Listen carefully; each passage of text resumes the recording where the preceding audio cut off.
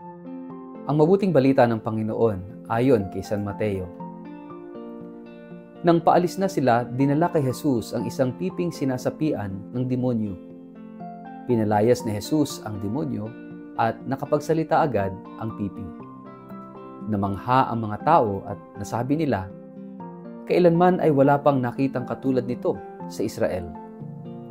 Subalit sinabi naman ng mga Pariseo, nakapagpapalayas siya ng mga demonyo sa pamamagitan ng kapangyarihan ng pinuno ng mga demonyo. Nilibot ni Jesus ang lahat ng mga bayan at nayon doon. Nagtuturo siya sa kanilang mga sinagoga at ipinapangaral ang magandang balita tungkol sa paghahari ng Diyos. Pinagaling din niya ang lahat ng uri ng sakit at karamdaman. Nang makita niya ang napakaraming tao, nahabag siya sa kanila sapagkat sila'y litong-lito at hindi alam ang gagawin. Parang mga tupang walang pastol. Kaya't sinabi niya sa kanyang mga alagad, napakaraming aanihin, ngunit kakaunti ang mag-aani. Idalangin ninyo sa may-ari ng anihin na magpadala ng mga mag-aani. Ang mabuting balita ng Panginoon.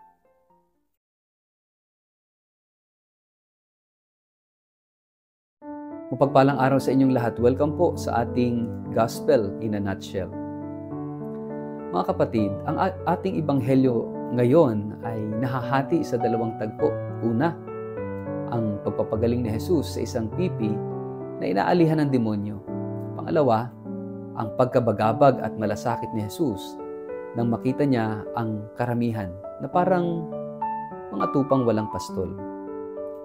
Magkaibang eksena, ngunit iisa ang mensahe.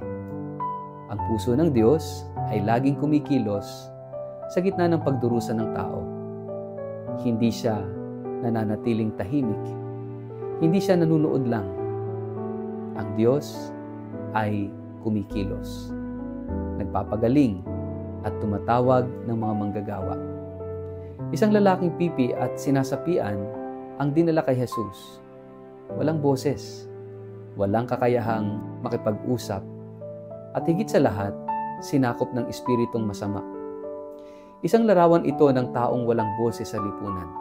Mga inaaping hindi marinig. Mga nawalan ng boses dahil sa trauma, kahirapan o kasalanan. Mga biktima ng sistemang walang pakialam sa maliliit. Sa ating panahon, ilan sa atin ang naging pipi?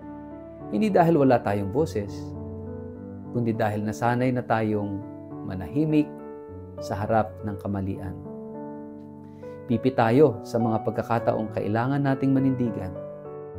Pipi tayo sa mga sugat ng pamilya na matagal na nating tinatakpan. Pero si Jesus ay dumating upang pagalingin ang lalaking ito at ibalik ang boses, ang dangal at ang kalayaan.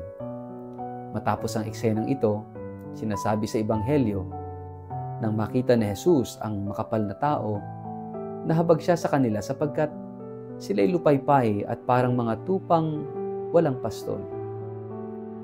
Ito ang puso ng Diyos, palaging naaantig. Hindi siya Diyos na walang pakiramdam. Hindi siya nakaupo sa langit na parang tagamasid lamang. Nakikita niya ang ating pagod, ang ating kalituhan, ang ating lungkot. At ang habag na ito ay hindi damdamin o emosyon lamang. Ito ay humahantong sa pagkilos. Sinabi niya, sagana ang aanihin, ngunit kakaunti ang manggagawa. Ito ang hamon ngayon. Sino ang tutugon sa kanyang panawagan? Hindi lang mga pari at madre, kundi lahat ng Kristiyanong handang maging pastol sa kanilang sariling tahanan, trabaho, komunidad. Madali tayong magdasal. Panginoon, padalhan mo kami ng pari, ng misyonero, ng leader.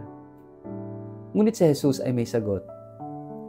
Idalangin ninyo sa Panginoon ng ani na magpadala ng mga manggagawa. At minsan, ikaw mismo ang sagot sa panalangin iyon. Ikaw na guro na may malasakit sa iyong mga estudyante. Ikaw na ama o ina na nagtuturo ng pananampalataya sa tahanan. Ikaw na kabataan na naglilingkod sa simbahan. Ikaw na empleyado na nananatiling tapat sa gitna ng mga tukso. Lahat tayo ay tinatawag maging manggagawa sa ubasan ng ating Panginoon. Hindi mo kailangang maging perpekto, kailangan mo lang ng pusong marunong mahabag at kamay na handang tumulong. Mga kapatid, tulad ng ginawa ni Jesus, tayo rin ay kailangang matutong tumingin. Tumingin hindi lang sa panlabas na anyo ng tao, kundi sa kanyang puso, pagod at pangangailangan. At mula sa pagmamasid, dumaloy nawa ang habag. At mula sa habag, dumaloy ang pagkilos.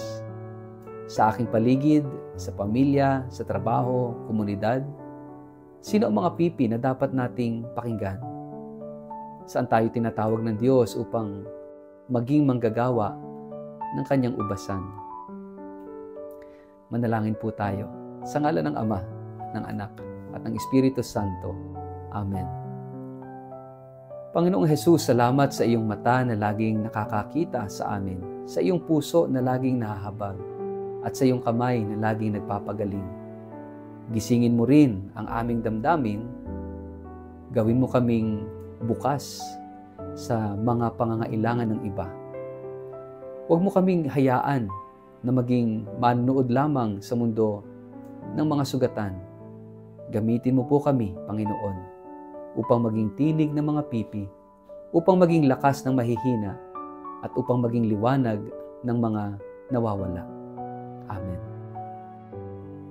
Pagpalain kayo at ingatan ng makapangyarihang Diyos, Ama, Anak at Espiritu Santo. Amen.